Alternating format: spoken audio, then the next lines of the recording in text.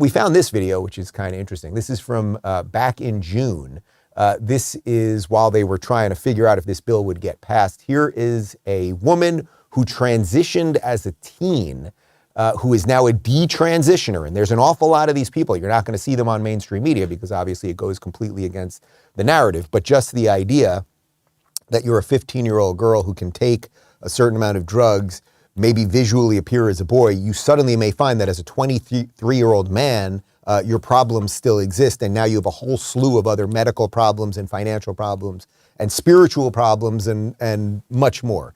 In any event, here is a woman who transitioned as a teen testifying against this bill because she has now detransitioned. My name is Chloe Cole, and I am a 17-year-old detransitioner from the Central Valley. I was medically transitioned from ages 13 to 16. My parents took me to a therapist who affirmed my male identity, and the therapist did not care about causality or encourage me to learn to be comfortable in my body. He brushed off my parents' concerns about the efficacy of hormones, puberty blockers, and surgeries. My parents were given the threat of suicide as a reason to move me forward in my transition. My endocrinologist, after 2 to 3 appointments, put me on puberty blockers and injectable testosterone. At age 15, I asked to remove my breasts.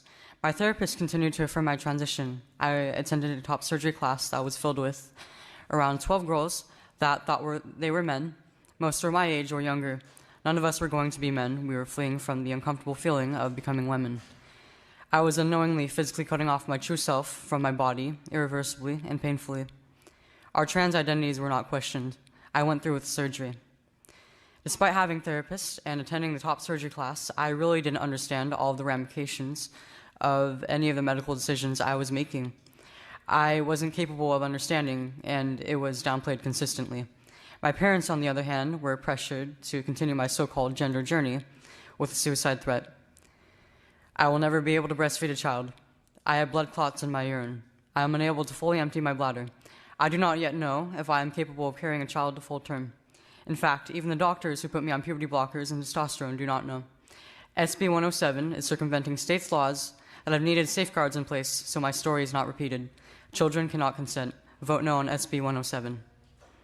Thank you. You really must understand, this is a girl, that is a biological girl who then, once she had some feelings around puberty and, as she said, becoming a woman, they decided to, well, they were going to take her breasts off and drug her and all of these other things. Now she wants out of all of that, having realized that it was either a phase or whatever it might be. And that is not to ignore the 0.000 whatever it is, 1% of people that genuinely are in the wrong body. And then, of course, you guys know at least my feelings on this. As an adult, you can do whatever you want. But California as a state wants to be able to take children away from their parents, wants to be able to mutilate children. That's what California wants to do. But this woke policy is not specific, unfortunately, to California, but it is now infecting virtually every level of our federal government and pretty much all of our national leaders. Joe Biden is exactly the same. You may remember before Joe Biden was president, when he was running, when he said, if you're a chick and you're going to jail, or you're a dude and you're going to jail, it's not what's on your birth certificate that matters to decide whether you're going to a male or female prison. It's what you identify as. And then, you know, you're not going to believe this. Suddenly a big ass 300-pound giant dude is like, yeah, call me Mary. And then he's raping women in women's prisons. That's really what we're dealing with right now. It's just so bananas ridiculous. If you enjoyed this video, hit like and subscribe to our channel so you'll be sure to see similar videos from BlazeTV, with the added bonus of signaling YouTube that your voice and opinion still matters. And if you're looking for more great conservative content, check out one of the 2 videos suggested here.